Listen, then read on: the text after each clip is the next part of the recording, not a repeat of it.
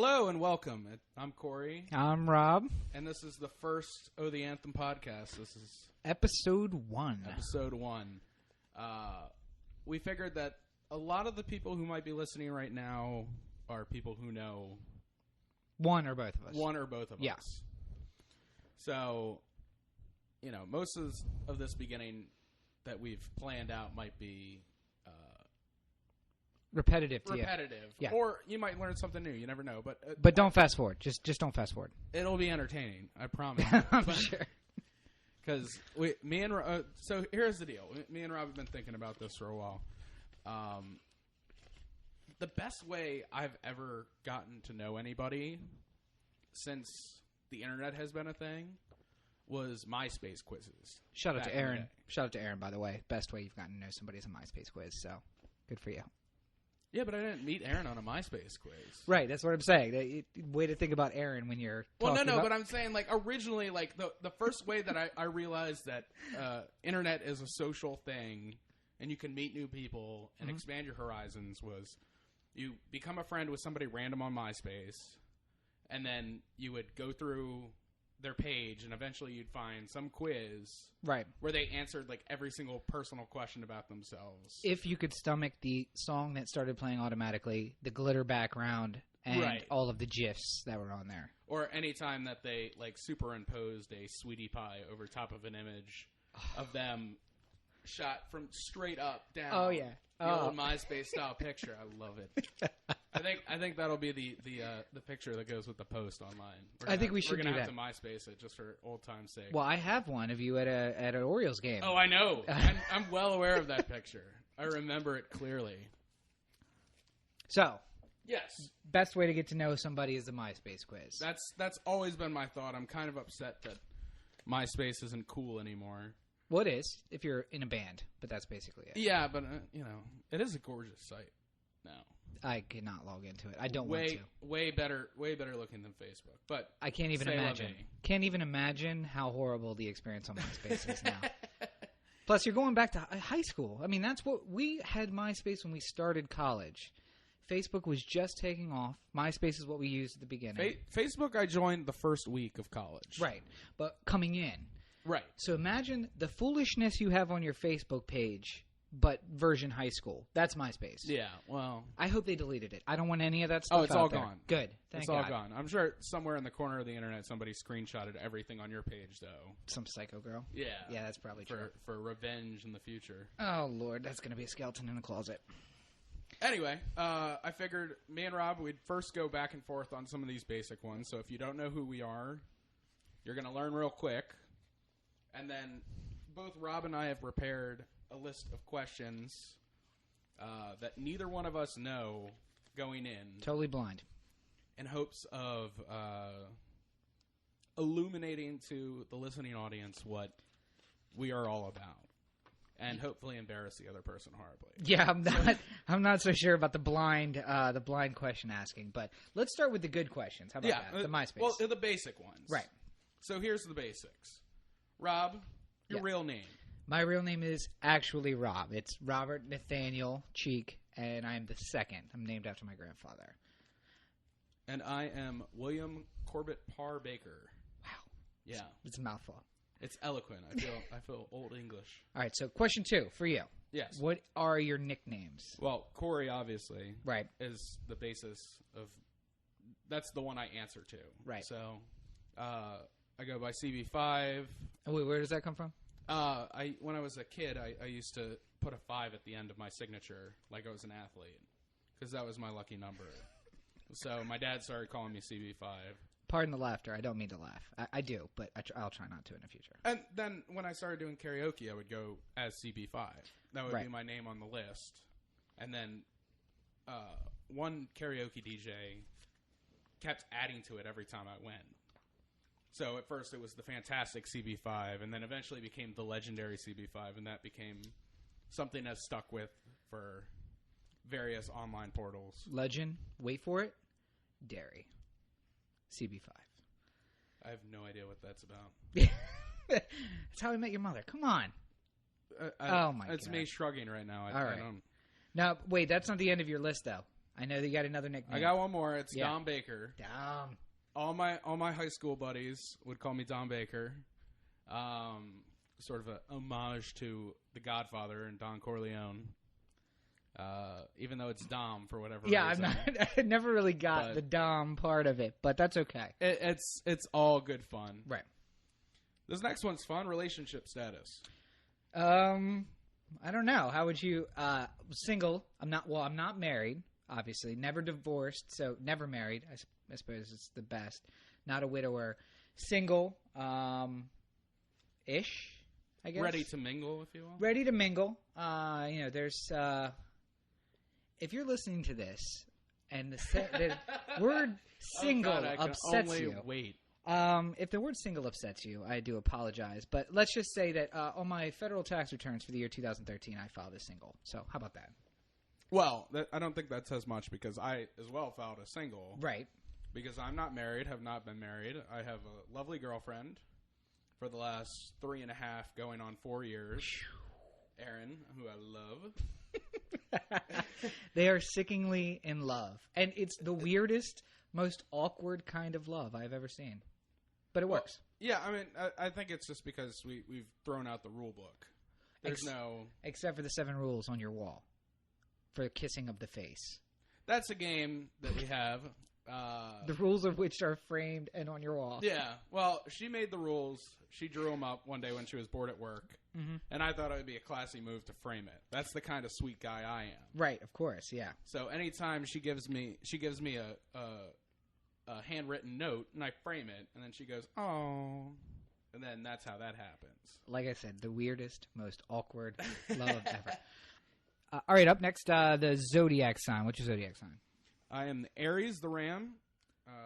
I don't know a lot about the zodiac, but I know that it means I'm stubborn and bullheaded, and it fits. Yeah, pretty much absolutely. Works. And for you? I am a Capricorn, the born leader, the open heart, all of which I think is true. I mean, I'm just if you know your zodiac, I am a true Capricorn. So, see, I think part of the zodiac is whether or not you just Google far enough until you find the one that works for you. Oh yeah, yeah. Like, it's like, I'm a Cancer, and then you just go through 19 pages of Google results until you find somebody say, like, Cancers are the best lovers, and you're like, oh that's obviously. That's me. Obviously true. Obviously the true one. This is an easy one. Male or female? Male. I'm going to go with male. Yeah, last I checked, I was a male as well. I have not checked. I don't want to say that there's been any checking. No, we'll leave it to Aaron to decide. It's subject to change, I guess is basically what I'm trying to say. Depending how cold it is that... Depending on how long I've been swimming. All right, so, again, I'm going to do these as a group. Your elementary, middle, and high school. Elementary school was Pinewood. Mm-hmm. The Beavers. Why is that so funny? To have an elementary school mascot be the Beavers. I don't know. It just struck me as funny. It seemed perfectly innocent at the time. I'm sure it did, and that's probably the only level that you can have the Beavers be because otherwise, unless you go to Oregon. Well, okay, yes, that's the Ducks. Oregon State is the Beavers, yeah. Right? So I mean that's fine, but if you have a high school that's the Beavers, forget about it. Yeah. Just it's not going to work very well. All right, so your middle school, especially if it's an all-girls school. At middle school, I went to Ridgely, which was the Bucks. And for those who may know me, this is not Ridgely, Maryland, as in Caroline County Ridgely. No, this is Ridgely and Timonium. I guess you were calling it Timonium. No, it would be Lutherville. Baltimore County suburbs. Okay. Ridgely Middle School. The Bucks. Go Bucks. High school, I went to Valley Academy, which was not a military preparatory school. It was a school for people with learning disabilities because I have ADHD. And,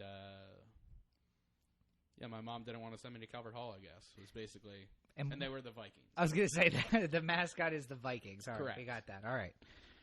So we'll go through mine. Elementary school was Federalsburg Elementary because, unlike Cory, I was in public school the whole time. The first two were public school. Oh, they just don't sound like it. Pinewood and Ridgely were both public schools. Okay, all right, fine. So Federalsburg Elementary School, we're home of the Griffins. Yeah, I think.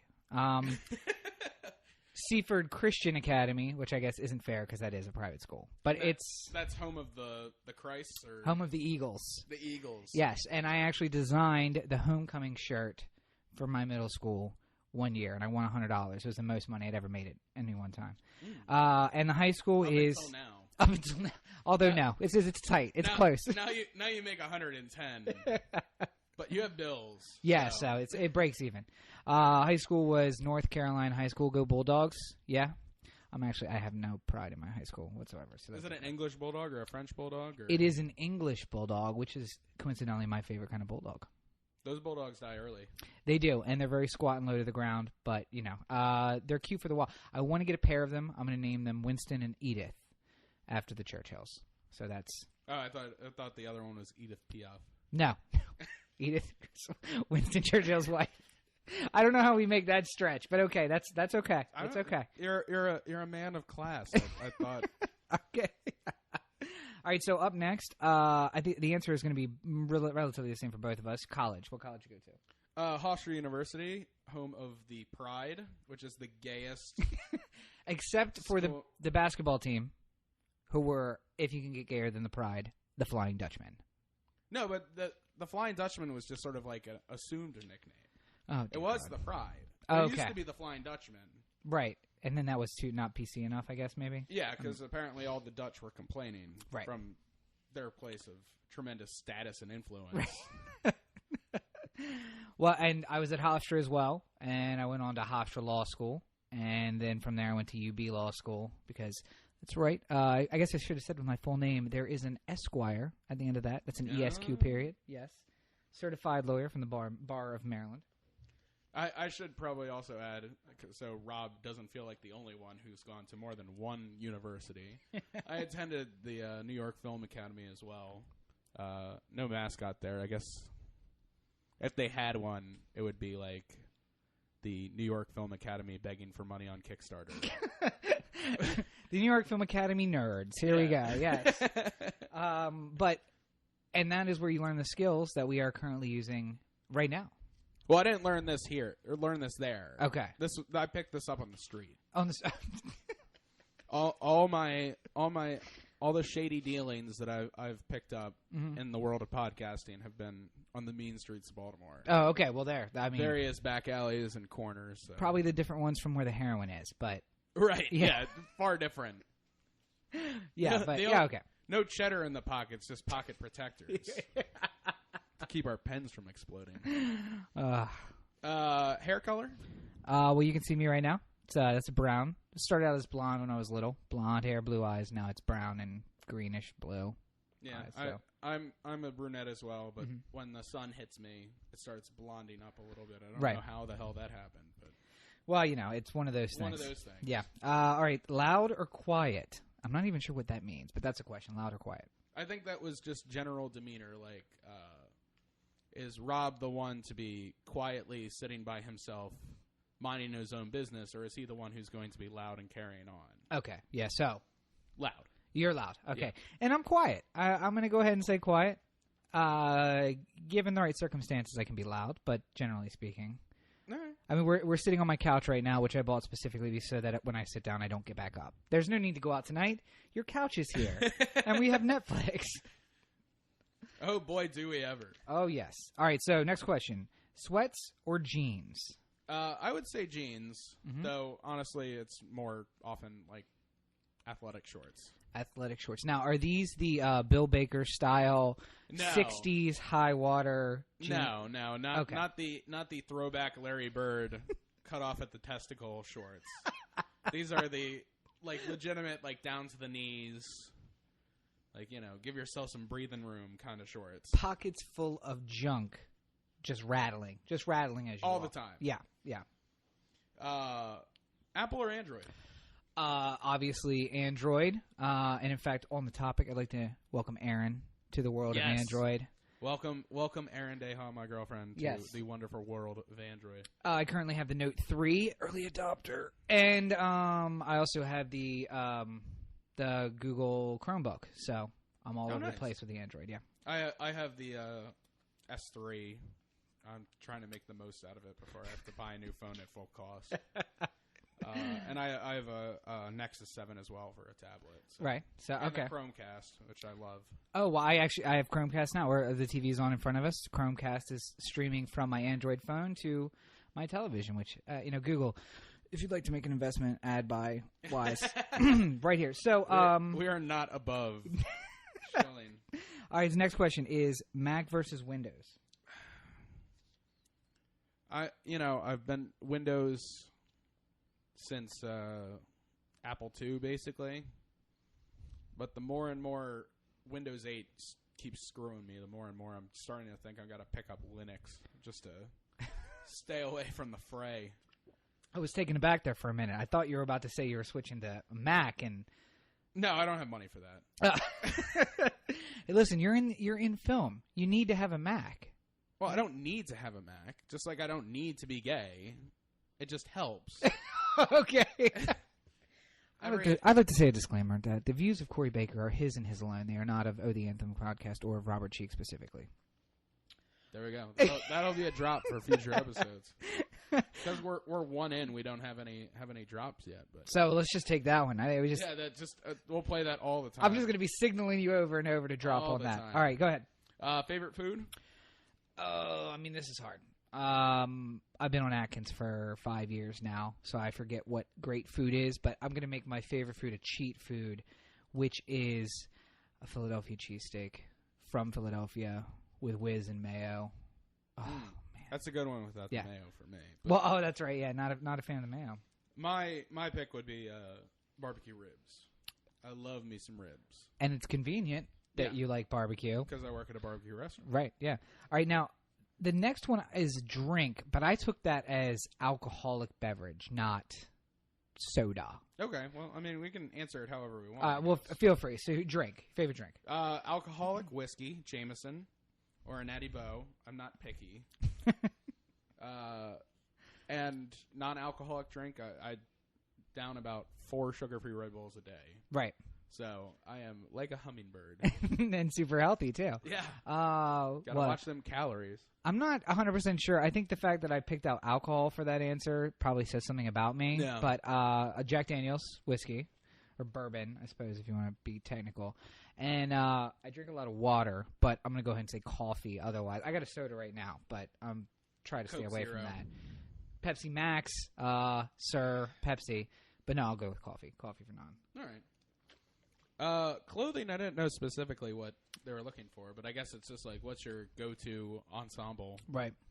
Like, are you a jeans and T-shirt kind of guy? Or? Well, I mean, typically I'm in a suit, so I have to say suit. I have the only new clothes I've bought for myself in the last 2 years have been suits.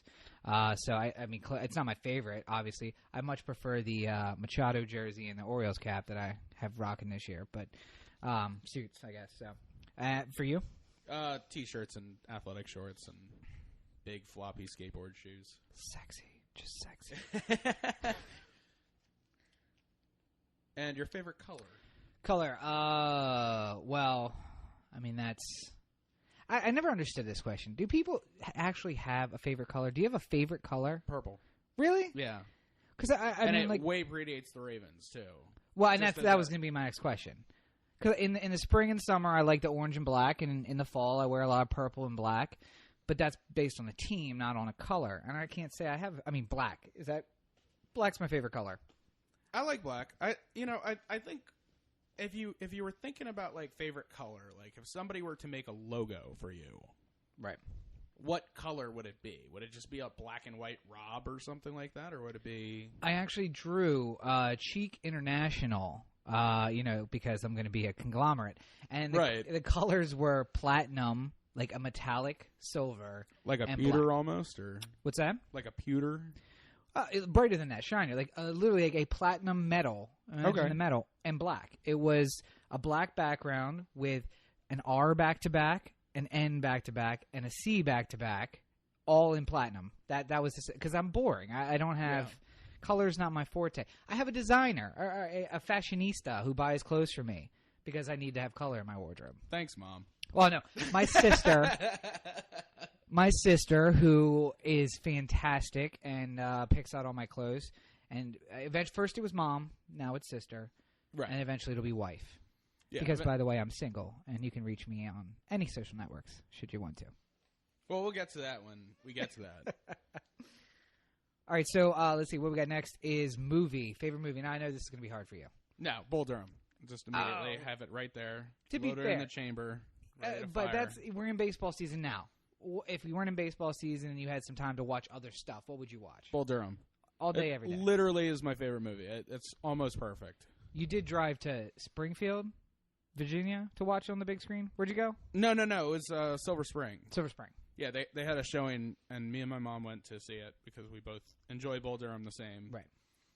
And there was a professor there from whatever community college is right around Silver Spring. I don't know. Okay. And he asserted that Annie was a whore. And I took Annie was Susan Sarandon's character in Bull Durham. And I took offense to that, and I fought him. Not literally, like, with fisticuffs, but, like, verbally. I'm going to say Annie's a whore, too, by the way. She's not a whore. I feel her... You wouldn't say that somebody who has a firm grasp on her sexuality is a whore. No, and I do hate the word. If she gets drunk and lets people have at her, then yes, you're a whore. But if you're making conscious decisions and you're smart and you know where you're going, then, Fair enough. And I mean, she's not Samantha from Sex and the City. She's like a real woman who has... Ooh, shots fired. Shots fired across the bow. No, but I hate the word horror, so I retract that statement. Absolutely not. But for me, Fight Club, all day, every day. Fight Club's great. Fantastic movie. But again, picking out a favorite is very hard. But that's the one that if I catch it 2 minutes in or 2 minutes left, I gotta watch the whole thing. I gotta watch what's left. It's impossible for me to turn away. So. All right, the last one here is school subjects. Mm-hmm. I'm pretty sure that both of us are going to answer the same way. So let's just do a you don't know me. 3, 2, 1, and then... See, I don't think that... Well, are we talking about an elementary school subject? Like a high school subject? Yeah, like a general studies in a elementary through high school setting. Okay, so a very wide range. Now, I don't know. Right, not something specific. Don't go like Calculus 2 or anything like that. Well, it wouldn't be that anyway. Right, I'm just saying. All right, so we're going to do this, and we're going to embarrass ourselves the first day out. All right, ready? Yeah. So, countdown. 3, 2, 1, history. Okay, so there you go. There you go, okay. We both nailed it right there. All right. And Jinx, you owe me a Coke. All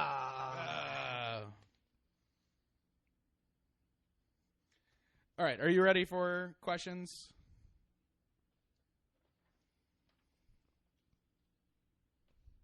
You can talk.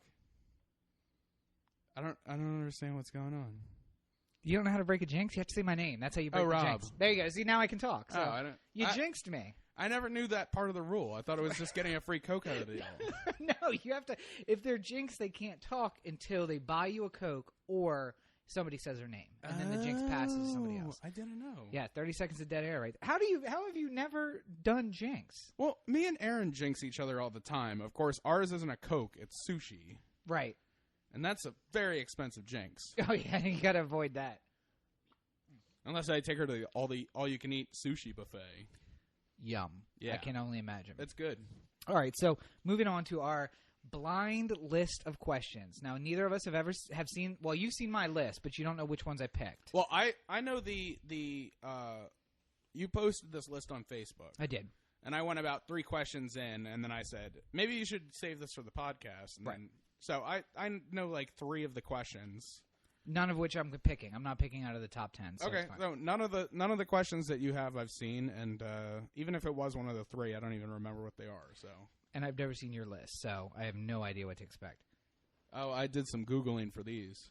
Oh, dear God. All right. I'm going to go first since you've seen my list and I have no idea, and it'll give me time to think on the fly.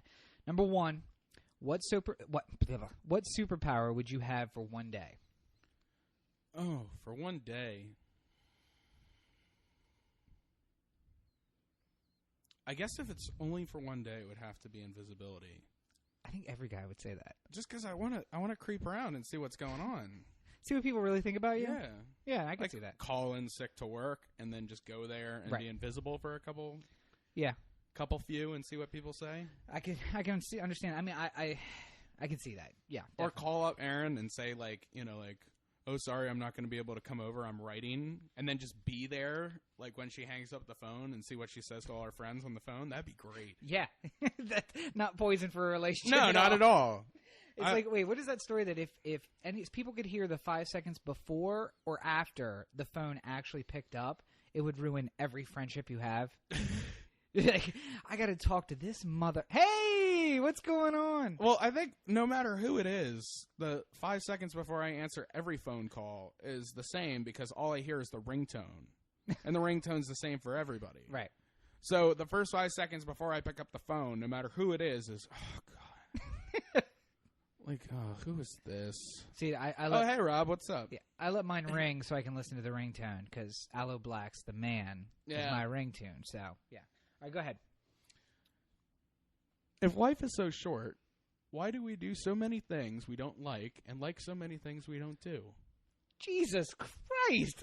Existential? Okay. Off the cuff, I'm going to say just because it doesn't seem so short when you're doing it. I mean, when we were getting prepared for today, we talked about 12 years. It's been 12 years that we've known each other. Yeah. Which seems like a long time when you say 12 years, but it's felt not that long at all. And then I think it's the reverse, that when you're in the moment, you don't think like, I have maybe, best case scenario, 70 years left to live. 70 years. Yeah. I've lived probably half of my life, or close to half of it now.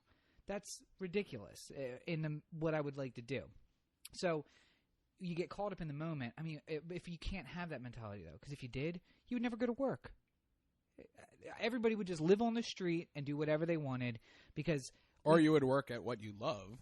Maybe. But what if you can't make money at what you love? And that's because you wouldn't care about money because life is so short. I mean, each life is a blip in the history of the universe. Yeah. I mean, 13.5 billion years. My 100 years means nothing. But to me, it's best case scenario, 100 years. Best case, yeah. Well, I mean, you never know. The science and freeze me and wake me up in 3,000 years or whatever. But yeah, just like Ted Williams. Exactly right. Racist Ted Williams. He wasn't racist. You're thinking of Ty Cobb. Ty Cobb, damn it. No, I was thinking of Walt Disney. Yeah. From Family Guy, where they're like... Okay, so sidebar. This is going to happen a lot, by the way. Sidebar. Aaron's mom was talking about Saving Mr. Banks, the movie about Mary Poppins and with Walt Disney and Tom Hanks playing Walt Disney. And she was questioning why they were calling it Saving Mr. Banks and blah, blah, blah. That's not important. But I said, the reason I don't want to see it is because it's not the real Walt Disney. The real Walt Disney was a chain smoker and a racist. Yeah, exactly. Like, show me that Disney. I would love to see that movie. But Disney Company is never going to let you see that. No, Disney will never let you see a movie where Walt Disney is telling, people to get back to work in very derogatory terms that I won't use on this podcast. It's going to have to be a outside independent film that's like, this is Dalt Wisney. No relation to any real person, and then tell the real story. Right. But okay, so next question, moving on. Where would you live if you could live anywhere in the world? Baltimore. Well, that's lucky. Yeah. But specifically, I mean, because I picked this question because I know a particular building that you would live in if you were allowed to live there. Oh, well, I have dreams of one day buying the Mayfair Theater. Right. Which is old theater that has been abandoned for the better part of 30 years and doesn't have a roof anymore. Right. The dream sort of goes beyond that and buying the God, what was the name of the place next to it? It was used to be a hotel. It had a bunch of different names, but it's just as derelict as the Mayfair is. That would probably be made into the apartment condo. Right. Yeah. Like artist living area. Except that Aaron does not want to live downtown. No. Right. But, Nor does she want to live in L.A. No, I don't get that either. Yeah. See, her thing is suburbs. Like, she likes the idea of a suburb, and I feel like it's soul-crushing. But I don't feel like there's any place in the world that's the best of both worlds, like a suburban city than Los Angeles. You have yards, and you have plentiful parking. And only a 2-hour drive from downtown. It's 5 miles, but it's 2 hours. And that's the other thing. Downtown LA is like, you can literally walk across downtown LA. Right. I don't, to anybody who hasn't been to LA before, the actual like part of it that looks like a city is Hollywood and downtown, and both those places are, you could walk it in an afternoon. Right. And walk it without too much trouble. Well, and I'm hoping, because I'm trying to win tickets by iHeartRadio to go to L.A. for something that they want us to do, but it's a 3-day trip. So I just want the trip to L.A. I'm not going to go to the thing you want me to go to. I'm just going to go explore the city for 3 days. Right. Which apparently, according to people I've talked to, is enough. 3 days, you get to see all the major sites. You can walk around the town and get the feeling and then leave. I feel like the sites aren't even worth it. I mean, especially like, we both spent time in New York in college, and, you know, the first time you see the Statue of Liberty or Times Square or whatever, you say like, all right, well, I've done that. Right. No, and it's checking it off. It's checking it off a list. I've seen Times Square. I've seen the Statue of Liberty. I saw the World Trade Center back in 2001. Right. I've seen these things. I want to see the Hollywood sign in person.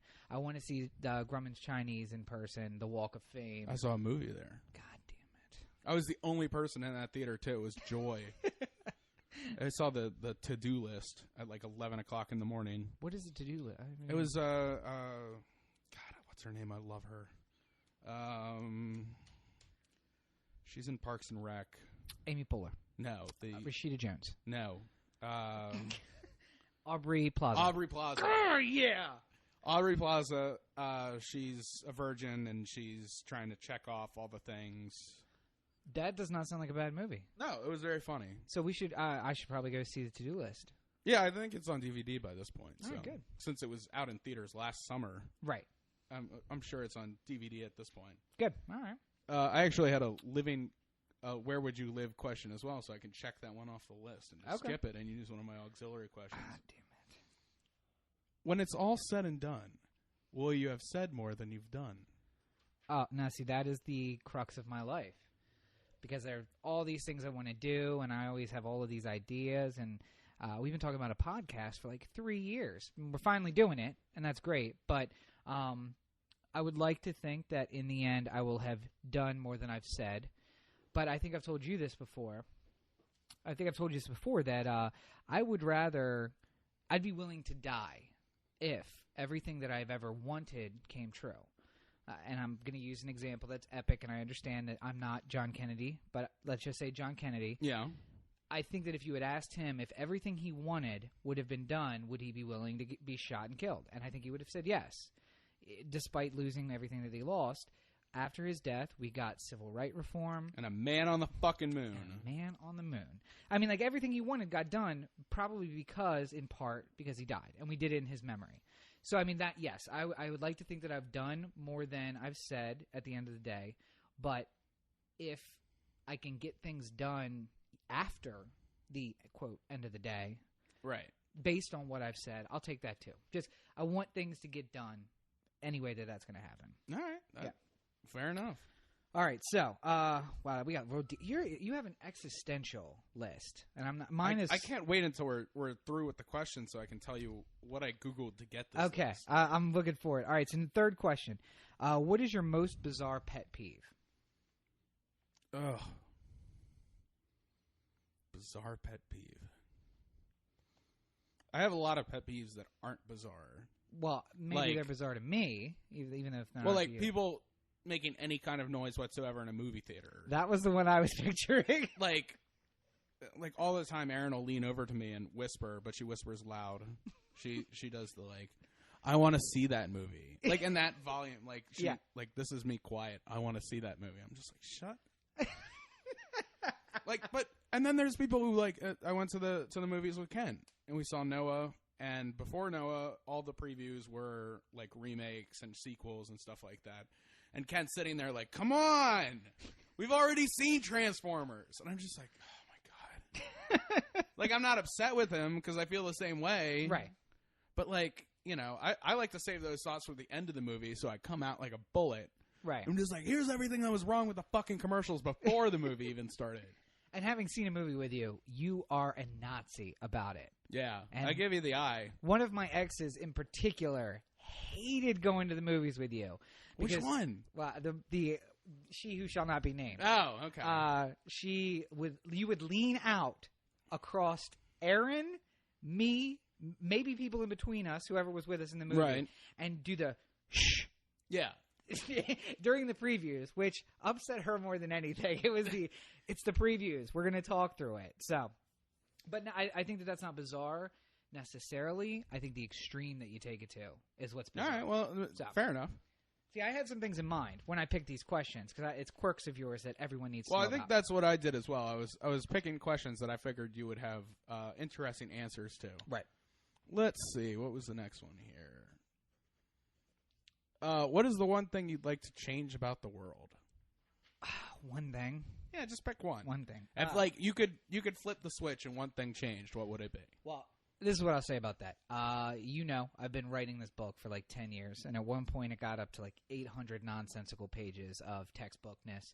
So picking one thing is very hard, and I'm hoping that I'm gonna get it finished by the end of the year, so that it'll be done and out there. But the one thing, if I could pick one thing, and I'll just say, if I could pick one thing, I would say make me dictator of the world for 18 months.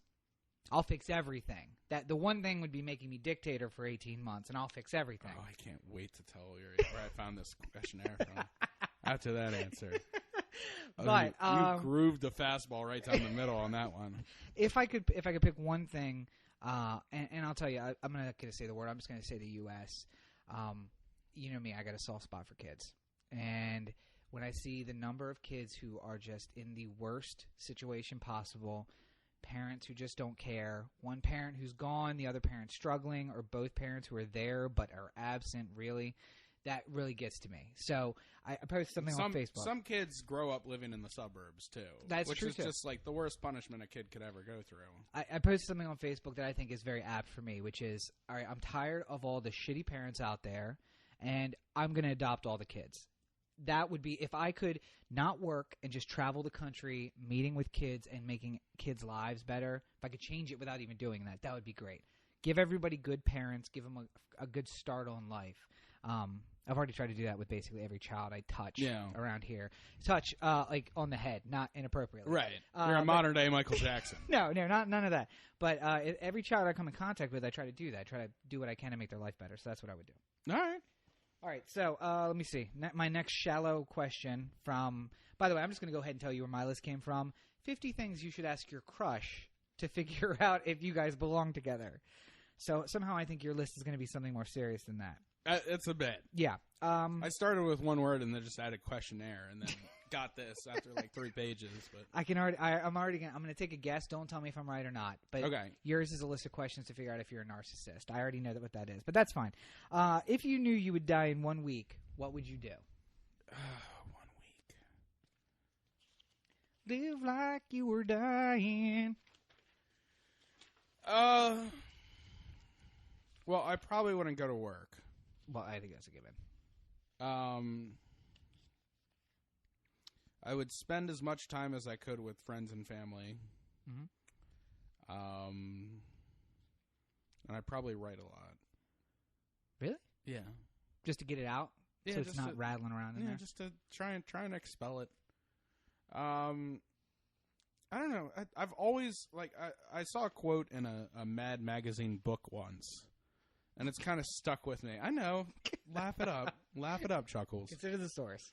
But I read, live every day as if it were your last. Because one of these days you'll be right.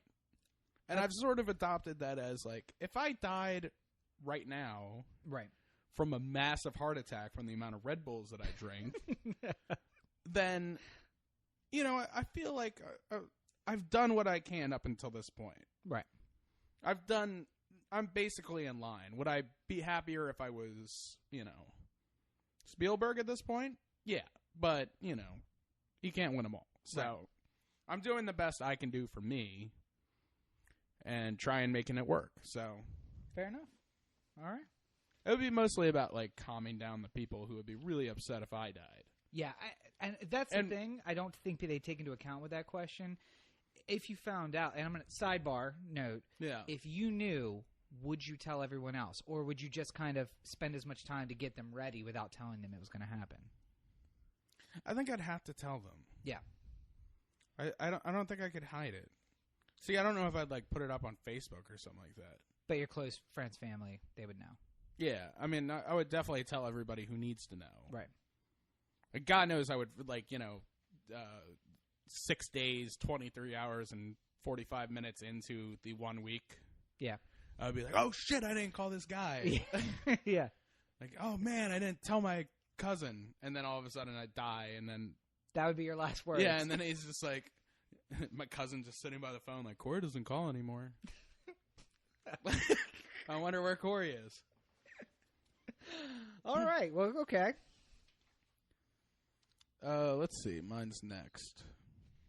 We have the lights off in here, so it's hard to... Yeah, I'm gonna get up and turn them on. Nothing fishy going on here. What's something you know you do differently than most people? And it's a funny thing about that question, because I actually saw a survey, or not a survey, it was on Upworthy.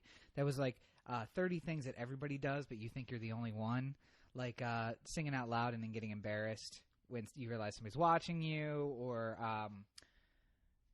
like all guys blow their nose in the shower. Like that's just the thing that they do. Yeah. So I mean, something I do differently than anyone else? I mean, I think differently than everyone else. I mean, you've known me for a long time, and when most people start, I think is a perfect example. When most people start dating someone, they're thinking about dating that person. But me, I don't think about that. I mean, I do, but I also think about would this person look good in a pea dress and a pillbox hat, or a pea coat and a pillbox hat, and would they look good standing in front of a convention? Right. And, I always say I probably missed out. And this person won't say fuck on Barbara Walters. Exactly. Or something like that. Right, yeah. Even though Barbara Walters is retiring. Oh, that's right. Thank God. But no, I think I told you this before. I think I missed out on a lot of fun in high school and college because I was thinking about, like, permanent record. Like, I can't have me getting wasted and, taking a pee at a playground on my record. Right. That's going to be a skeleton that's going to come back to haunt me. So I think in that way, that's what I do differently. Everything I think about is it's not just now, and it's not what just happened that led to now. It's also 20 years from now. How is this going to look to somebody? Right. So, yeah. All right. So this one is going to be a fun one for me because there's so many of them. But you can just pick out one or as many as you want. What is your weirdest deal breaker? Oh, weirdest deal breaker. I mean, I guess generally speaking, a deal breaker for me is like if you're not a kind person, if you're not a funny person, if you don't care or respect for other people, then that's a deal breaker. But I think that's pretty common. You're looking for the weird ones. Right. And I know the one you're thinking of specifically, but you had a similar situation, so I don't feel like it's right for you to necessarily judge. I think it's difficult. Judgment. We are in a judgment-free zone. Yeah, just me, you, and the internet. Who judges people on the internet, Cory? Nobody. They're so good to people.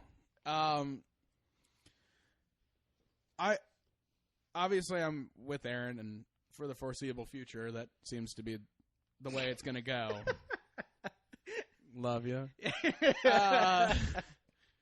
But if I were ever to be single again, I feel like as soon as you date a name, it's got to be cut from the potential roster of future girlfriends. Yeah, and I think we're planning on doing a full segment about that at some point. Yeah. At some point, but I mean, I've dated girls with a lot of like standard, regular names too. Like common ones. It's not like I have a moon unit I have to avoid in the future or anything like that. But, I feel like as soon as you date I'm not throwing names out here, but let's just say you're dating a Beth.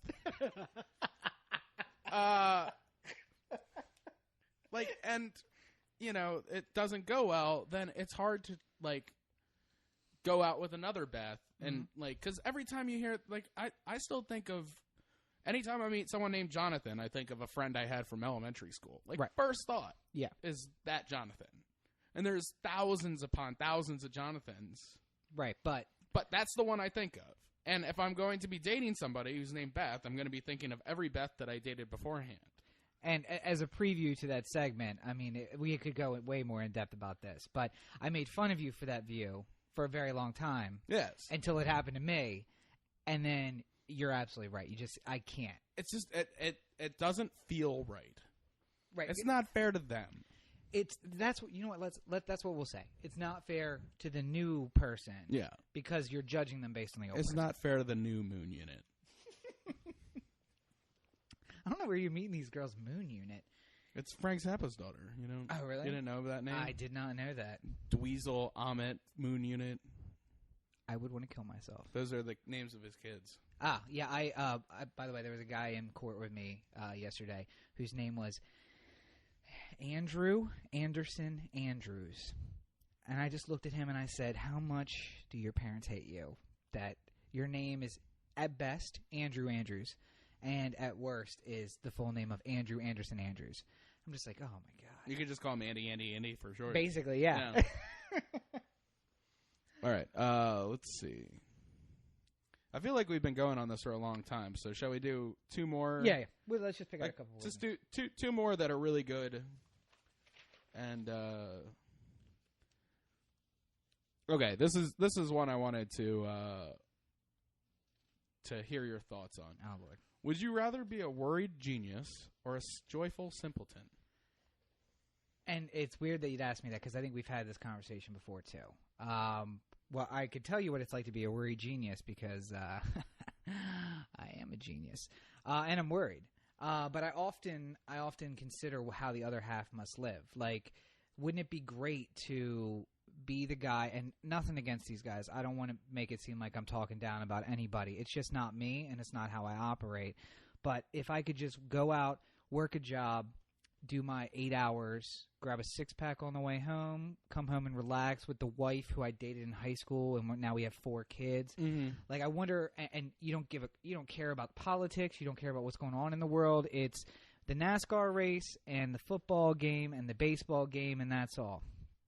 So, I mean, I wonder how that half lives, but given with great, to quote Spider-Man, with great power comes great responsibility. Right. I feel like for whatever reason I was given intelligence of a higher value than others, perhaps. So I need to use that, and it's an exchange. To get that, to be aware, you have to then worry because you're aware. So I don't think I would change it. I would think I would stick where I am now and just say I'll worry about it, but take the genius over the joyful simpleton. Yeah, I would hate to be dumb. I don't want to say that. I don't want to say because I mean, no, not everyone. I would hate to be dumb. Like I feel like it's the. I don't know. Here's the thing I feel at least. Mm-hmm. If you're gonna be dumb. And I know you don't have any like, say in it. Right. But if you're going to be dumb, at least work hard. Right. Because there's going to be somebody who's smart, intelligent, whatever you want to say, who's going to be, just mentally better off than you, mm-hmm. who might not work as hard. And if you work harder, then you're going to be able to catch them. But you assume that you would know that you were dumb. I will take hard work. And I'm not just assuming that I'm like brilliant or anything like that. I am. I'm just saying that I got a number on a piece of paper. I'm fine with that, but yeah. I don't want to take that as like a gospel. Right. Because, there's somebody out there who's smarter than me. There's somebody out there who's sharper and brighter and all that sort of stuff. Yeah. And my only hope of being better than them, given my circumstances, mm-hmm. working harder. And that's why you work so hard on the podcast, because I'm sitting on this side of the couch. So the next question, what one dead person would you most like to have dinner with if it were possible? One dead person. I'm going to expand it. Anyone living or dead that you could have dinner with. I still think you're going to pick a dead person. I think that's why I left it like that, but...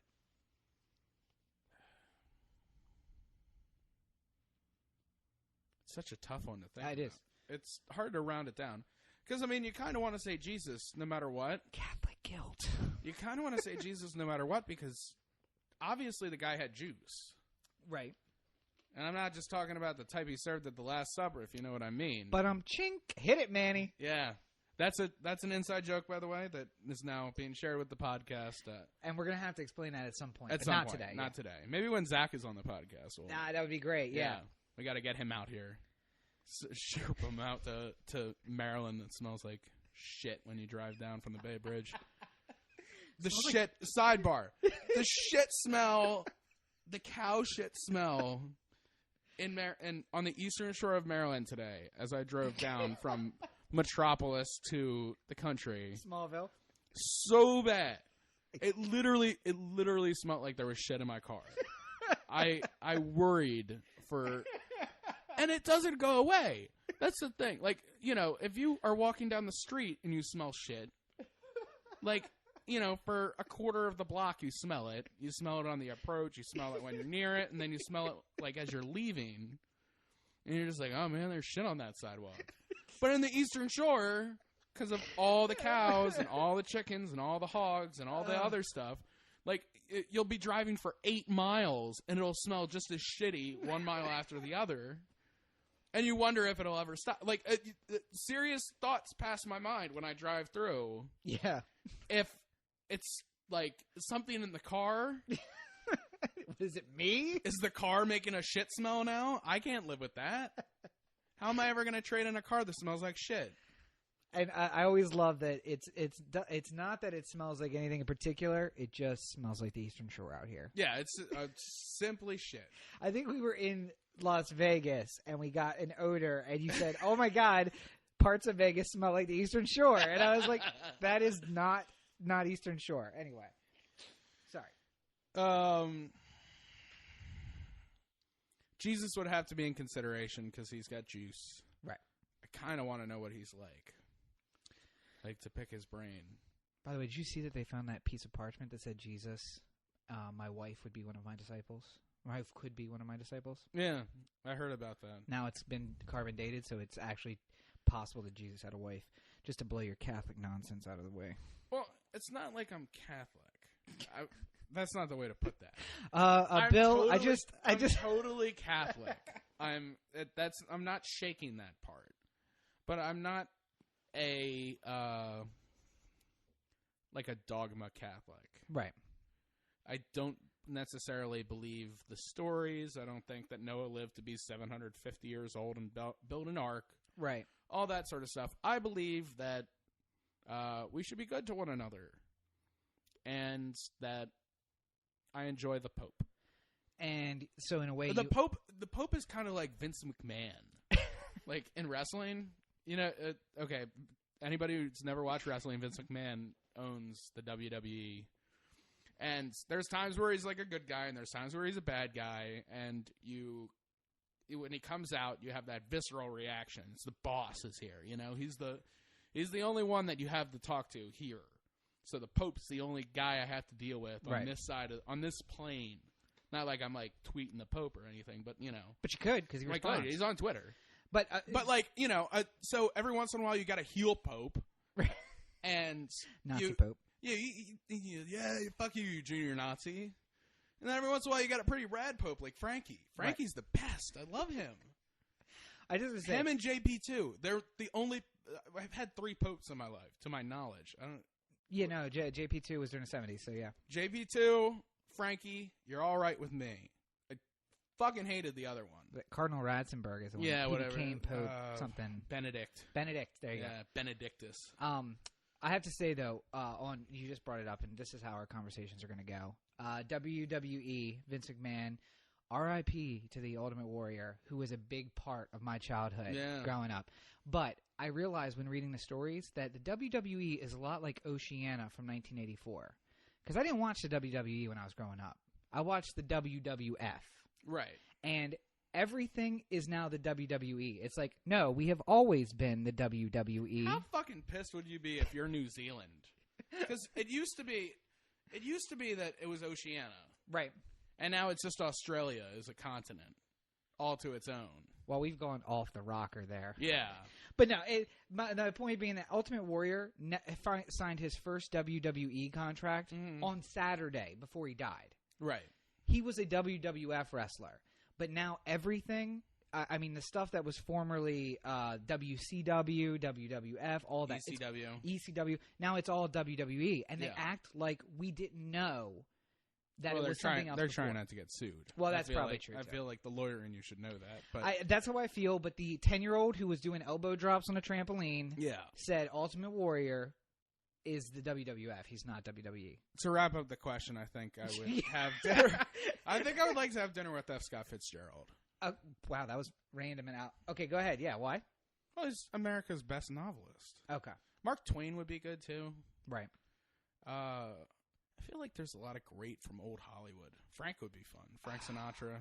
And when we were in Vegas, we went to old Vegas. Yeah. And that was the feeling I got. Like, I wish I could have had a conversation with Frank Sinatra in the Golden Nugget. I don't even know if I want to have dinner with Frank Sinatra. I just want to have a drink. Right. Yeah. You know, just sit there at the bar with Frank, kick back a few. Have him sit at that blackjack table that we sat at for like 5 hours. Yeah. Oh, my God. That was so good. And just have him sit there and drink with us. We lost so much money. Yeah. Well, Zach got money. My money. Because he didn't put any money down. Right. Cheap bastard. All right. Last question. Last one. All right. I have to ask this one. And I understand that you've taken a Hippocratic oath. No, I have not. Oh, you haven't? No, a Hippocratic oath is for doctors. Oh, okay. Well, there goes my smart people comment from earlier. What's the one that you take? I just take my bar oath. An Esquarine oath? Something like that, yeah.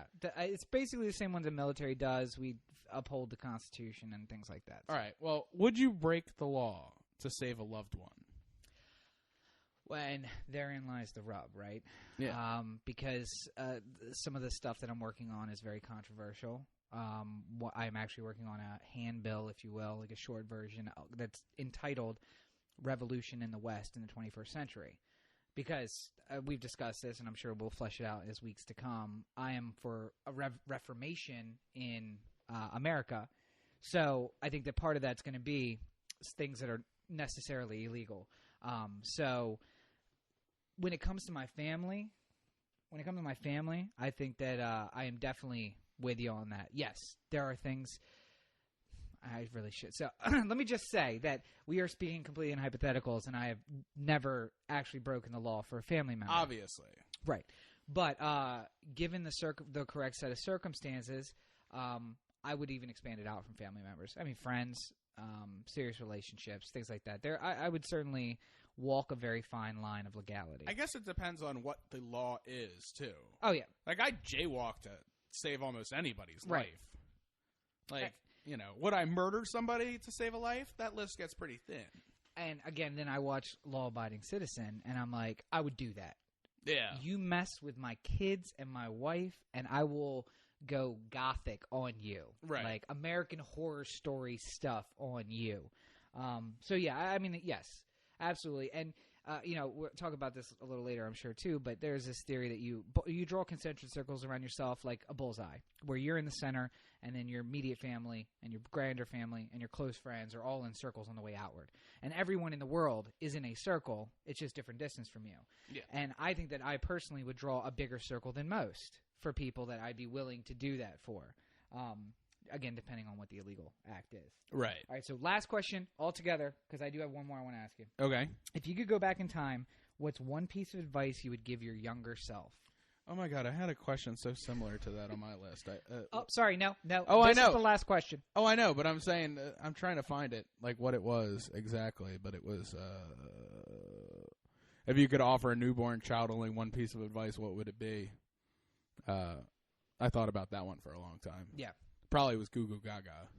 But, because what the fuck are they going to understand if I try and tell a baby string theory? So if I could go back in time and, what was it again? Give your younger self, one piece of advice, what would it be?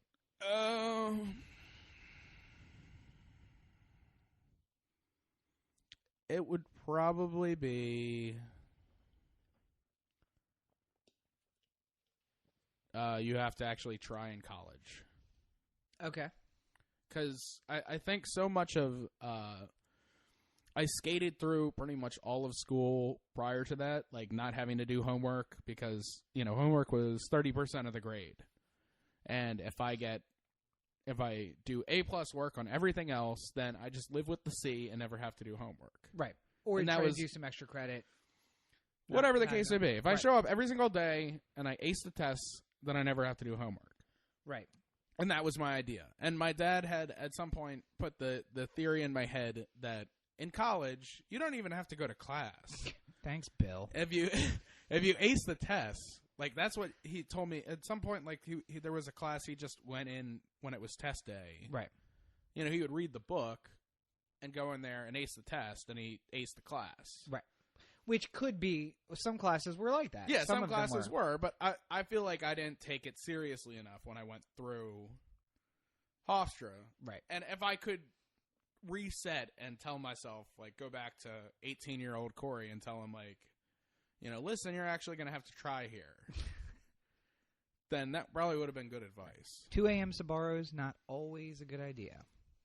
Though, that's true. I will say that I'm so good on the deadline. I wrote I can't even remember. It was poli-sci. I read In the Arena by Richard Nixon and wrote an impossibly long paper in 8 hours. Right. Which some classes allowed you to do. I read like 500 pages of Nixon. Right. And wrote like an 8-page paper in 8 hours. And that's what you can do in college. But if 40% of your grade is participation, right, you're getting a 60 at best. Yeah. After that. So, anywho, that's. By the way, just so you know, because I could see you sitting on the edge of your seat, wondering where I got what I googled to get the. I already called it. I know what it is. It wasn't that. Oh, it wasn't Narcissist. Okay. No, it was Megalomaniac. Megalomaniac questionnaire. Right. And how did I do? I think you're a megalomaniac. If the dictator of the world answer didn't clue you in, that would be... Well, to anyone who I've ever done therapy with, they could have told you that was pretty clear. So, I was thinking... I was... Because I originally started typing in, like, fun questionnaire and thought-provoking questionnaire and sexy questionnaire. Right. Trying to figure out the right questions. But then I was just like, oh, what words say Rob to me? And that was one of the first. And then I had Incubus stuck in my head for the rest of the day. So thanks a lot. But again, my list was the questions to ask your crush, right? To make sure that you guys match. And on that note, I think I am going to take this on a date with me because you got some good answers. I think I got to get a little good stories out of some girl.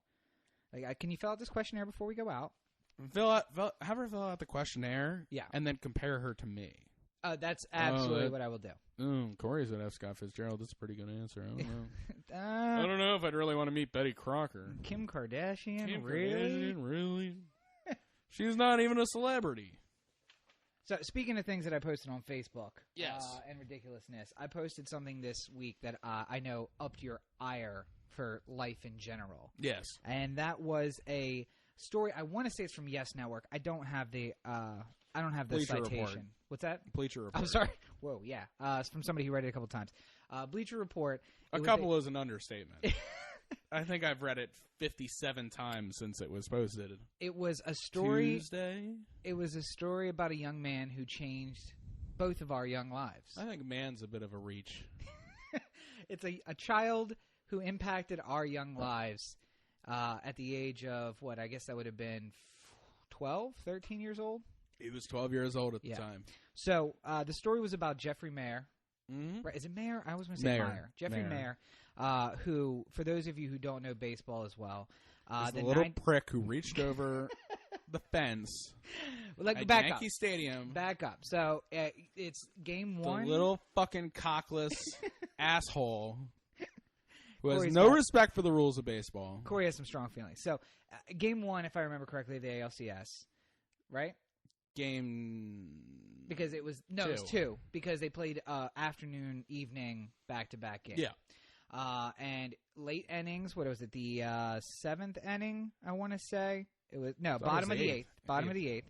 And Armando Benitez. That'll take you back in Orioles lore. I love Benitez. Is on the mound now. For us, 97. 96 was a good year for us because '83, the Orioles went to the World Series. We were born, and the wheels fell off, and they just never got back. So I remember going to the first season at Camden Yards, and they lost all 6 games that we went to. Just not the best team in baseball by far. But '96 was different. We put it together. We had a fantastic team. The bats were there. The pitching was there. We make it to the ALCS against the dreaded New York Yankees. Yeah. So 8th inning. Armando Benitez is on the mound, and who should come up to bat but a young rookie by the name of Derek Jeter? And I must interject now because here's the story changes for Derek Jeter at this moment, right? Because Derek Jeter has a big part of his legacy. Jeter's retiring this season, right? Pretty much all of his legacy has been predicated on the fact that he's this great leader and he comes through in the playoffs. And that started right here. Just like there was the thing that A-Rod is terrible in the playoffs because the first time he was in the playoffs, he bat, 078 or something like that. Yeah. Like that the first time will leave an impression. And the first time that Derek Jeter was in the playoffs, he hits this quote-unquote home run. Very quote-unquote. But Jeter had a very good bat. He was a very good hitter. But a lot of what people were saying about him during that year was, yes, he can hit. Yes, he has a lot of determination and guile. He's not a good fielder. Right. He's not. I don't know if this kid can play shortstop. He'll do for now, but he's going to move at some point. He won't be a Yankee his whole life. There was question about, what kind of leader would he be? Like, is he a role player or what is Derek Jeter? Right. Because all the other great players who were coming up looked like the real, Bernie Williams looked like a, all-time great from the get-go. Right. And, Posada and Pettit and all these guys who were in the Yankee system at that time. Well, and I have to say that something that the Orioles do well that the Yankees weren't doing well at that point was the farm system. And Derek Jeter came up from their farm system. We have a great farm system that keeps pumping out good players. You know who they can thank for that is Buck Showalter and Gene Michaels. And wait, that name's familiar. Wait, that name's familiar. Why is that familiar? Well, let me back up a bit. Okay. Because Buck Showalter was the manager of the Yankees. Right. And Gene Michaels was the GM. Mm-hmm. And for 2.5, 3 years, I want to say, prior to the 96 season, so 92 to 95, they had their run of the place because George Steinbrenner, the most hated man in New York, was suspended from baseball for spying on Dave Winfield, I want to say. Having a 2-bit private investigator see if Dave Winfield was doing things that could void his contract. Oh, well, that's nice. So, yeah, everyone in New York hated George Steinbrenner, how the tides have changed. Right. And rather than go the usual Steinbrenner route of let's trade everything young and promising for something old and proven. Right. Darryl Strawberry. They were able to keep these young players. Right. And those young players became part of the new Yankee dynasty of the 90s under Torrey with Jeter and Posada and Bernie Williams and all the guys. What was their right fielder's name? Paul O'Neill. Paul O'Neill. I liked him. I liked him. Every once in a while, a Yankee sneaks through that I really like. Paul O'Neill was one of those guys. Yeah. He had a fire in the belly. And class act, too. Class act. No trash talk, just... Yeah. All he would do is punch the dugout wall as hard as he could when he got back from a shitty at-bat. Yeah. Getting back to the task at hand, though. So, yeah. The Jeter legacy, he is not the all-time great future leader of all time that he is today. He was very shaky. And the national media didn't know whether or not he was the man. Right. And he hits a long fly ball to right field. Mm-hmm. And Tony Tarasco backs up, camps underneath of it, and it looks like he has an eye on it. At the wall. At the wall. Like, this is just going to be a warning track shot. A loud out, if you will. When suddenly, You see Tarasco turn and point up towards the stands. Jeffrey Maier, this little child of Satan, has reached over with the glove on, like fully extended over the wall, and pulled the ball in, and they call home run. Right. And from that point on, game on with Jeter being the greatest Yankee who ever lived. Clutch and blah, hitter. blah, blah, Clutch hitter. He's always there for you. Yeah. But, you know, whether he's there or not at the end of the day is kind of here or there. But that's when it started. That's when Derek Jeter became a superstar. Right. That home run. And Jeffrey Maier became the most hated man in Baltimore for everyone his age. Yeah, but not for everybody else. No. Which is this is the part that upsets me the most. Okay, so in the article written by said Jeffrey Maier, he talks about like, oh well, I didn't, you know, I had movie roles offered to me, and people wanted to give me money and this, that, and the other. I turned it all down. I didn't feel right about it. Right. Bullshit, my asshole. Bullshit. You were on Good Morning America the next day. Right. With the ball. Which, by somebody the way, had given him the ball. Right, yeah. He didn't get it from the home run. Because, by the way, even though he wanted to play baseball, he was a horrible catch. He reached out. Yeah. It hit him in the glove. Yeah. And then went over the wall. The 5 Bronx men in their 40s who knocked over the 12-year-old kid. The only saving grace of this whole episode. I guess gave him the ball back at some point because they realized that, you know, railroading a kid isn't the way to go. But no, he was on Good Morning America the next day. He got the key to the city of New York. He went to. Yeah. He admits in the article that he was at like autograph shows and stuff like that. Special invitation by Derek Jeter to come see him. He made something of the situation. I'm not saying he made, you know, $1 million and now he's retiring off of it at a beach in Fiji, but he got rewarded for being a fucking dickhole. Yeah. Like that's the bottom line. Yeah. He got rewarded for it. You know, I don't get. Think about the worst things you could possibly do. And how many people have gotten rewarded for it? Right. In baseball, fan interference is kind of one of those things. Because, you know, like Bartman can't live a day-to-day life anymore. He's a goat. Yeah. You know, which is you know, good because it's the curse of the Billy Goat. He's the goat of the Cubs now, but I mean, I guess the point is, if I committed some horrible atrocity and got rewarded for it, was on the morning news the next day, got the key to the city, right? You know, the poor person I fucked would be like, what the hell is this? And he did that to an entire state. Yeah, basically. And and furthermore, what help do the Yankees need? Right. If this was, you know, if the Orioles were the Yankees and the Yankees were the Red Sox, and, you know, I can't remember who was on the 96 Red Sox, but if Mo Vaughn hits a long fly ball to the warning track, right, and some kid in Fenway reaches over the 4-foot wall and brings it back in. Yeah. You know, that's whatever. You know, I'm still upset about it. Yeah. Because don't fucking do that. But you know, the Red Sox haven't won since 1918, blah blah blah blah right. blah. Yeah. It feels at least like, you know, they're trying to help him out. But the Yankees don't need the help. Yankees don't need the fucking help. Yeah. Yankees do not, under any circumstances, need the fucking help. So anyway, 96, we're both 12, 13 years old. Just like Jeffrey Maier. Yeah. Yankees go on to win the World Series that year, I believe.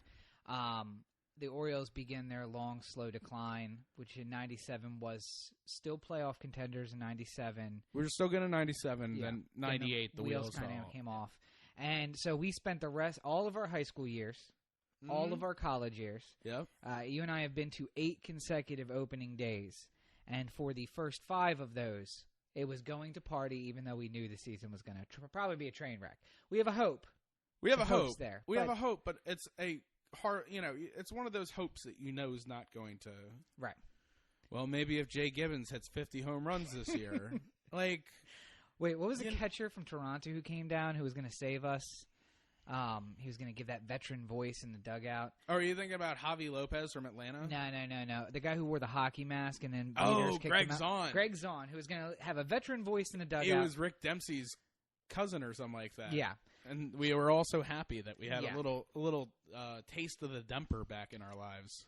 So the story being this, that we went on through high school, Orioles never got close again. 97, they were contenders, but the wheels fell off at the end of the season, as they tend to do. And then the rest of the years, it's just been kind of, let's spend all that money on Albert Bell to have him get injured and not do anything all year. And then Miguel Tejada, and then, Rafael Palmeiro for another turn, and so on and so forth. On and on and on. So we grow up, and Jeffrey Maier grows up. And the reason I love this story is because... But, I mean, obviously, this story just came out online. But that is not the last time that you and I thought about Jeffrey Maier. Well, I constantly have an internal running dialogue about what kind of horrible thing will happen to Jeffrey Maier to make up for this.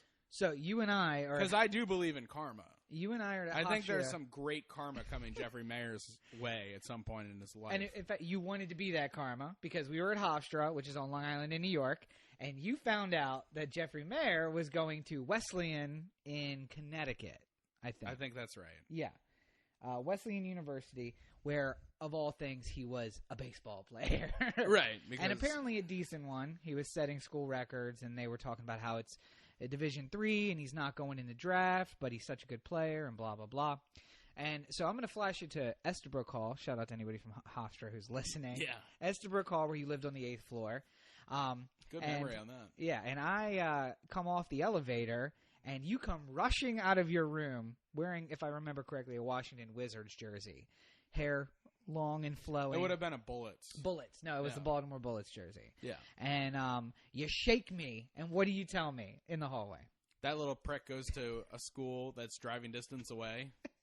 And I'm not going to say you'd been doing some drinking. That may have happened. But I really think that this was you saying, I can't believe it. I found him. And ironically, we are very close. We're like a 40-minute drive from where he is. Assuming traffic on the Bell Parkway. Well, no, because we would have taken the Tri-Bridge, or the Whitestone Bridge up north. But so I had to talk you down off the cliff of you wanting to, like, grab some bats and take some Baltimore street justice. I see. I would like to correct this a little bit because I brought up the topic, and then I believe we started drinking. Okay, that's true. I believe we started drinking, and my thought was we got into a hypothetical flight of fancy where we assumed that, like, oh, how sweet would it be if we just went to some bar in Connecticut and fucking Jeffrey Maier we ran into him there. And he, like, bumped us. Any excuse. Give me a reason. Give me a reason. Oh, and just, by the way, fucking Jeffrey Maier, not a very good writer. I don't know if you took any English classes at Wesleyan. It literally sounds like, this is the comment I posted on Facebook when Rob shared it with me. It sounded like he was typing this with, like, his index fingers. And, like, slamming them from, like, eye level onto the keyboard and screaming, like, I like Derek Jeter. Derek Jeter, good ball player, and I like the Yankees. Like, it sounds like the ramblings of a 12-year-old. Right. Like, well, as soon as you catch that home run ball that shouldn't have been, then there's no reason to get an education anymore. Your life's pretty much set. So, and he talks about in the story how he still sees Yankees fans who recognize him. He still sees Orioles fans who recognize him, and they of course have a negative reaction. But now he's married and he's got kids and he's in business and he's just rather plain and simple. And he wishes Derek Jeter the best because I think, even though he doesn't say it, he recognizes what you just said, that Derek Jeter became the clutch playoff hitter because he gave him a home run. Right. And now that he's retiring, he's given a little tip of the hat. This is Jeffrey Maier patting himself on the shoulder for creating the Derek Jeter legacy. Right. Which, even though it doesn't say, obviously, well, you know, if it wasn't for me, then Derek Jeter would be a fucking nobody who's playing second base for the Padres right now. Right.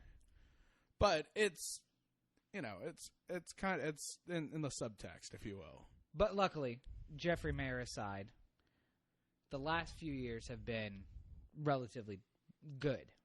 Yes. Relatively compared to, I mean, not anything. I'm super excited for this baseball season. So, again, we've been to the opening days for the last 8 years in a row. All of them have been great, although we looked at the season with kind of a wary eye.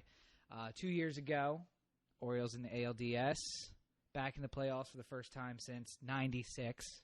97, no. They made the DS in 97, too. Yep. So, first time since 97 that we were in the playoffs. Didn't go our way, unfortunately. Last year, wheels fell off in August, like sometimes they do, and we fell short of the playoffs. But a lot of injuries. Yeah. And Jim Johnson being Jim Johnson. Yeah. Blown saves. Blown saves and injuries that killed us. All of a sudden, I think I heard Walt Disney peeking his head up over behind the couch. Somebody say blown slaves? But so then now it's 2014.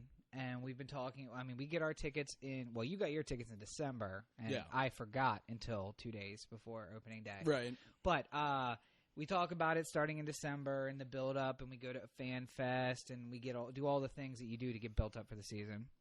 By the way, part of our plan for opening day this year was getting a room at the Hilton with a view of Camden Yards. Which you can thank that wonderful video on knowtheanthem.com for. Yes.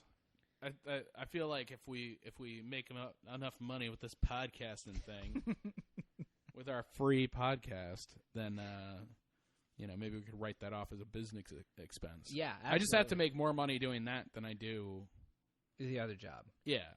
So basically, if everyone who listens to this, all 10 of you, send us $1, Corey will be able to write off his portion of that. But no, we discussed it, and we are adults, and we're doing adult things now, and we don't live in the city anymore. Thank you, she who shall not be named. Right. Because I will tell you that living in Ridgely's Delight, which is where Corey and I first roomed together since college, was fantastic.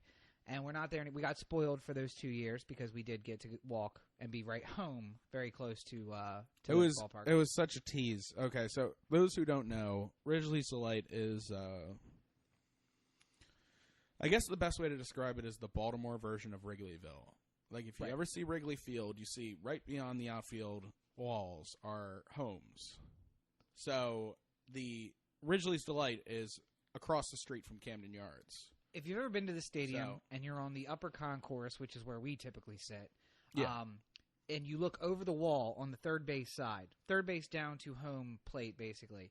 If you look out of the stadium, you see Ridgely's Delight. It runs right alongside of the stadium. Neighborhood right across the street. And, you know, I would step outside, be broke as shit, and step outside for a cigarette at 5:30. Yeah.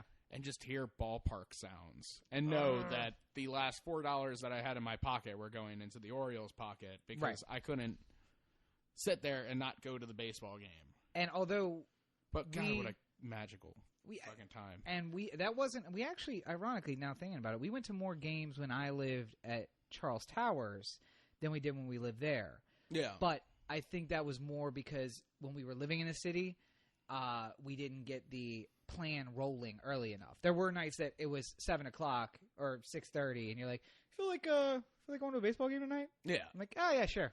I got $8. Let's go. Whereas with Charles Towers, you were living outside of town, so it was like, hey, let's go to the game. I need to blow off some steam. Right. And that year, I mean, if anybody doubts, Corey goes to a ton of games. I try to make it as much as I can. It's a long drive for me now. But Charles Towers, when I was there, they played 51 home games. And we went to 26 of them together. 81 home games. No, well, because I left for law school in August. So it was only 51 by the time I left for law school. Right. So once I was in New York, obviously going all the time wasn't really going to happen. But the 51 games that they played, we went to 26 of them. More than half of the games we went to, which was crazy. Yeah, but just barely, though. Just barely. That's 50.5. Well, you know what? It's over 50, okay? So then this year we did a go adult style, and we got the suite at the Hilton to, and as I've told somebody who's probably going to hear this, just to impress the ladies, we got the very nice suite on the executive floor with a fantastic view. I will say, just to plug it again, theanthem.com. Check out the promo that is the video, not just the audio, the video. It does have some audio over it, but it is a gorgeous video of a day in the life of Camden Yards on opening day. I'm kind of proud of it just because it was shot on a GoPro, but I had no way of telling what it was going to look like until I uploaded it. So it was blind to me too, because I couldn't find a way to connect it to my phone. There's one opening day. It's not as if you could go back and do it again, because some of the pomp and circumstances, what you see on there, you see the stuff on the field, you see the orange carpet and and the crowd, which the fireworks and the crazy. So go check that out and enjoy it. You'll also be able to find the podcast up there as well, as well as the other promo work. But so this season, we actually were very excited starting out. I mean, things are looking good for us now. So, and this is what I'll tell you, that I tell everybody, and I swear to you this is true, I tell people that we can go to a game together and that's great, but you got to go when my buddy Cory goes.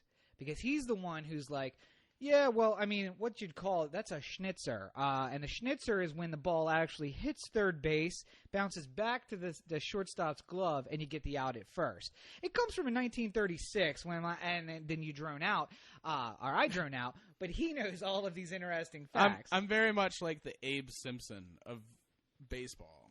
Very much so. Well, back in the day of Home Run Baker, the ball was made of lead.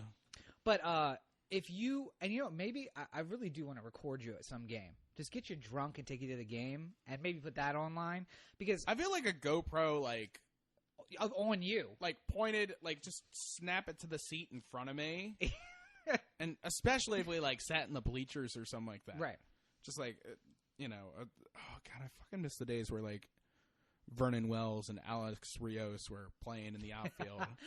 And everybody, it was always on like a fucking Tuesday when kids weren't there. Yeah. And there's just a bunch of drunk adults in the bleachers screaming at them. And I got to say, they were the best to scream at. And they were good sports about it too. A sign that we have become adults and moved up is our season tickets are on club level now. Yeah.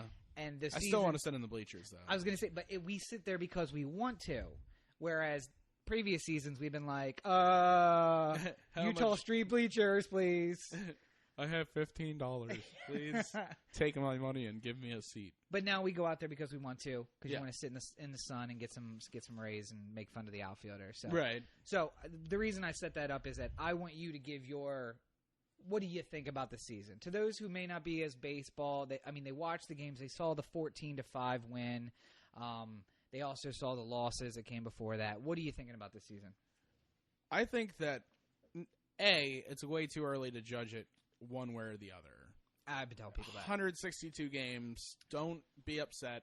Especially these first, the 4 games that we lost in a row weren't anything to concern yourself with, because it's fucking 30 degrees outside. Right. Pitchers don't have a feel. Hitters don't have a feel.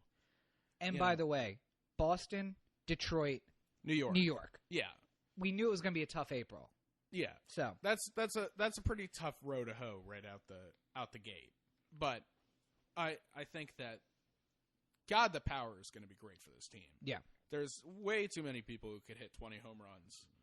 As soon as it warms up, and the ball will fly carry rather than just drop. And I think, the thing out of every analyst's mouth has been about the starting pitching and how good it's going to be. But I think once we get into a groove of it a little bit, the people on the bubble, obviously Tillman and Ubaldo are pretty well locked in their spots. Right. But Gausman, Johan Santana, Dylan Bundy, Edgar Wright, there's a whole bunch of really great pitchers. AAA is good enough to be a major league starting rotation right now. Right. Yeah. And the Astros could take AAA Norfolk as their starting rotation and be better off, I think. Right. And I mean, it's something. And AA is better than Oriole rotations have been in the past. You know, the Double-A rotation for the Orioles right now in Bowie is better than the years where Adam Lowen was on the team pitching for us. And we have seen one thing that we led last year and the year before is that Buck will go to the farm team. Yeah. You're not performing. We're going to drop you down to Norfolk. We're going to bring somebody up and see if they can do it. Buck's going to do what it takes to win. Yeah. And they have a 25-man roster that the Orioles actually have a 150-man roster because they just drop players and they bring them up. Though I will say, it's pretty consistently true. Curt Schilling said it a couple years ago, and it's stuck with me. The teams that usually do the best in the baseball season, the teams that usually make it to the playoffs, win the World Series, that sort of thing, are the ones who use the least amount of starting pitchers from opening day to the end of the season. Really? See, I didn't. See, so if you're able to get a lockdown rotation of 5 guys, and obviously injuries happen, and there's weird rain days and stuff like that, so people get called up. But if you use 8 starters, 8 different starters throughout the course of the year, right? Your guys are performing. And you have a pretty good shot of making the playoffs if you can get that kind of consistency from your starting pitching. Right. So the question is not, I don't mind going to the farm to pick up somebody who's going to help us win. Right. Matt Wieters came out midseason from the farm. So Gausman is going to come up at some point, right, and pitch for this team, whether it's the bullpen or a starter. He'll be here. It's up to Miguel Gonzalez, Wei Chen, Bud Norris to decide whether or not they want to stay on the rotation. And to be fair, last year was mostly the middle relief and long relief that was coming up and going down. That was a lot of the starting pitchers not getting deep, though. That's true. When you have to pitch 4 relievers every single night, they get burned out. And then you got to send them down to Norfolk, bring up somebody else to do the pitching. Exactly. Right. All right, so I want you to call it right now. I want you to call realistically. I mean, honestly, we both want to be sitting in a World Series game in October. But realistically, what's the win-loss at the end of the year? What's the weakness? What are we going to look back on this season and say that was a weakness? What was a strength? And where do we end up realistically, do you think? Weakness is on-base percentage. That's my call. Right. We hit a lot of power. And I think we're going to have a lot of games like we did last year, where it's, 0 runs until the 8th inning, and then all of a sudden there's a 3-run bomb, and we're right back in the game. Right. We're losing 3-0 to the Blue Jays, and then, Chris Davis hits a 3-run home run, and it's tied. Right.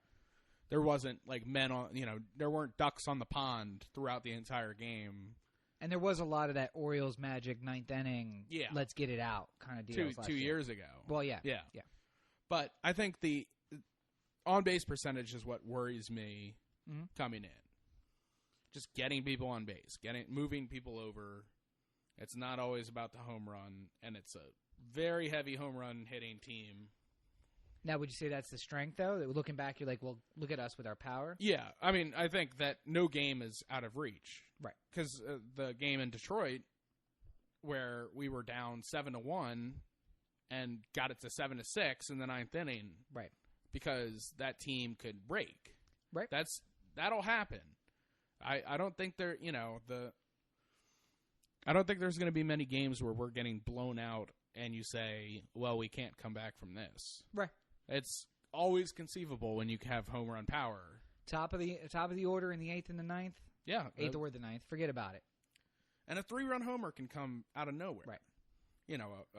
A bloop single, a walk, and a 3-run bomb, and you're right back in it. Yeah.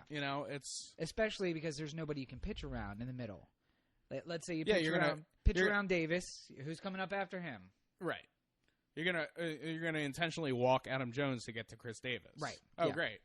All right. Well, let's not pitch to Chris Davis because Nelson Cruz is right at. Right. Maybe you don't worry about Wieters, and then Wieters takes you deep. Right. He had the potential. Every single player on this team has the potential to. Even Flaherty down at the bottom. I know people like to hate on Flaherty. Shannon, by the way, get your man right. That's all I'm going to say. Get your man right. Flaherty, though, could hit 15 home runs easy. Right. And clutch ones. He's a clutch hitter. And it's the same sort of story that was being said about Davis before his breakout. Like, he has that swing. He has that power. Just, will he ever put it together? If all of a sudden Ryan Flaherty goes on a tear, like, if I went in a coma and woke up at the end of the baseball season, and you said, you won't believe it, Ryan Flaherty had 30 home runs this year. I wouldn't be like, bullshit. Right. He is like, I don't think it's likely, but he could. He has enough power to be able to do something like that. Right. But it would probably be a lot of luck. All right, so brass tacks. Win-loss, your prediction, being that we're at game what? 7, 8 now? What are we at? 8. Game 8 today. What's the win-loss at the end of the season? He's thinking things over very, very deeply. It's such a tough division. Yeah. So the win-loss doesn't look as impressive. Right. As opposed to being in, like, the AL West. Well, even the AL West is pretty tight. But, I mean, it's so like the NL Central, Right, you could easily have the Cardinals winning with 97 games. Right. I don't think anybody in the AL is getting 90 wins. Okay. It's just too tight. Right. I'd probably put the Orioles at 85 or 86. Okay. Second place with a wild card spot. Rays winning the division. And so then I think a run in the playoffs is something. I know he's been hurt a lot recently, but I love the Johan Santana signing. Mm-hmm. He'll be healthy halfway through the year. Right. Joe Saunders was traded to the Orioles the year 2 years ago when we made the playoffs, and he made a couple big starts, and he was just huge. Right. Joe Saunders never pitched that well in his life. He was a dynamo for that playoff run. I think Johan has enough left in the tank to be like a really dangerous key in a playoff run if we get there. And he wants it. Oh, and he definitely wants the it. ring. So then so playoff run, meaning we make the playoffs. Yeah. Wild card spot coming in. Do you think this team, barring, Machado's not even in yet. He hasn't played yet. Right. Injuries that tend to happen over the season. Does this team have what it takes to get all the way? I think they do. All right. So I do feel, though, that there might be a big trade at the deadline time. Right. That one piece we're missing might be coming by somebody who is not in the running and needs something else. Well, maybe, somebody who could even potentially be in there, because the field gets so big with those 2 wild card spots. That's true. That so many more teams are in the running. Yeah. But, there's players out there who, if they were on the Orioles, one player could totally change I don't think it's likely, but say Jose Altuve from the Astros. Okay. Second baseman who hits 300, gets on base, steals bases, not going plays anywhere. Great defense. Not going anywhere with the Astros. He's young. Yeah. He's already one of the best second basemen in baseball. I mean, there's the Cano, Kitness, Carpenter group, which I think is ahead of him. Right. But he's in that second tier. He doesn't have power, but he's a great hitter. If he was dropped in the Orioles lineup, Wieters, Davis, Altuve, Hardy, Machado, right, Cruz, Jones, Markakis. Who do you not pitch to? That lineup is sickening. Yeah. Sickening. Yeah. And Altuve would be the type of person who would get on base and cause havoc. And, honestly, I think a huge trade is in the future. But it's we got to wait and see. What hole do we need to plug? Right. And what deal do we have to make to do it? But I think the trigger gets pulled at some point this year because the clock is ticking. So you heard it here first. 86 wins, making a run, definitely run to the playoffs, given all things being equal. Yeah. A shot at the big show. Yeah. All right. So, and interesting, I didn't hear Yankees. I didn't hear Red Sox. We're in the AL East, so right. If it's Orioles-Rays, those are both out. Honest to God, if I got knocked into a coma and woke up, when the season ended, any one of the 5 teams in the division. Right. You could tell me any combination of those 5 teams. You know, the Blue Jays won the division, and you know the Red Sox were the wild card. Right. Like, okay, like that can happen. Like, nothing is out of the realm of possibility. So I don't think the Yankees are going to be good enough this year, though. That's my question. Just too old. Is the Evil Empire? Does the Evil Empire have a chance? No. Flat out. Yeah, no. Way too old. Well, there you heard it. So I do want to transition just a little bit now from one evil empire to another one, and we're just going to do it real quick. We're going to talk about a lot of topics. You've heard the baseball. You've heard a little bit about us, some stories that come out. That's going to continue to happen. But Cory and I both are, I think we answered the question earlier, very interested in what's going on in life right now, what's going on with in the world. And I want to just talk briefly about Comcast. Lightning round. Comcast, who is the evil empire of my life. Yeah. And they're trying to acquire Time Warner Cable. Yeah. And I know that you have some strong feelings about that. I don't want to sound like one of these nuts, but here I go. I don't like big companies. And I don't like big companies buying their number one competition to become an even bigger company. Right. That takes over a huge market share. But devil's advocate, mm-hmm. they don't compete in any local markets. I don't care. Because what the fight is about is spectrum. Right. That's the same fight that the wireless carriers have been having. The reason why Verizon can't buy T-Mobile is because Verizon would have too much spectrum. Right. And if, 66% of the country is Time Warner or Comcast, or just Comcast if it ends up just being like that. Right. Then, it's if anybody who's ever had to buy cable or internet for their apartment, their home, whatever, has come across so I only have 2 choices. Right. Conversation. Like in a legitimate 2 choices. Fios, maybe. If you have that. Yeah. Like Fios, maybe. In the country here, right. It's DirecTV and Hughes Satellite. Yeah. I live in town, so I have the option of DirecTV and Hughes or Comcast. Right. There are some towns a little closer to the bridge that have Fios availability, sparsely. But that's it. Right. That's the end of the conversation. And I'm in Parkville, so I have a choice between Comcast, Fios, and then there's a whole bunch of basically dial-up internet companies. Right. Dial-up DSL that you can, but nobody would. Yeah, why would you? Why would you pay all the money for dial-up? Well, here, now, again, devil's advocate. Yeah. Competition to Comcast, TWC, should they become one company, which would probably be called Comcast, because I don't think he dropped that name. Right. Apple, Google, Microsoft, Verizon, Facebook, Amazon, AT&T.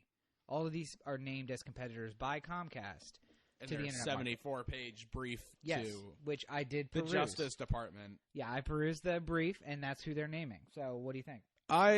If I was a media company, and that includes the cable and internet providers, I would be pretty fucking terrified of Google. Right. That's about it, though. Well, okay, so I'm not worried because every other company you mentioned there doesn't have the juice to Facebook releases a Facebook phone, right, with a dedicated Facebook button on it, and people say, I don't give a fuck about that phone, right? If Facebook came into your town and said hey, we got Facebook high-speed internet. No, I don't want fucking Facebook high-speed internet. Especially because we already know their privacy problems. Do I really want to run all of my internet through Facebook? And, the other ones, are destinations. Right. Amazon. I buy things from Amazon. But, I don't need my internet from Amazon. And maybe they'll be driving some drones to your backyard soon. But probably not. Probably not. The, Netflix is great, but, who... You need Comcast to get to Netflix. Where does Netflix get off buying Spectrum? Right. And it's not it's just I'd like to go down to my local Spectrum office and buy some of it. Right. It's laying wire. And these are things that are bought by companies because it's so expensive to Comcast came to my work today to pitch me on internet and phone for the business. And the closest wiring that they currently have is like 100 yards away. Right. Something like that. And they told me that the cost for Comcast to wire 100 yards was $12,500. God. Yeah. Right. $12,500 for 100 yards, which is an ungodly sum to us. But that's what it costs. Yeah. So, do you think Netflix has, even if that's a beefed up cost, right? Even if that's the retail price on, they're saying $12,500, it's right. really, even if it was $25,000, right. like $2,500. Yeah. Does Netflix have $2,500 per 100 yards to start wiring the country? No, and again, it would cost billions of dollars to do New York. It's the destination. Netflix is right. where you go for product, for the presentation. And anytime Netflix has tried to, come up with a new idea, it's gone pretty badly. All right, but wait. Quickster, if anybody remembers that. What about Google Fiber? Google's moving into the structure market.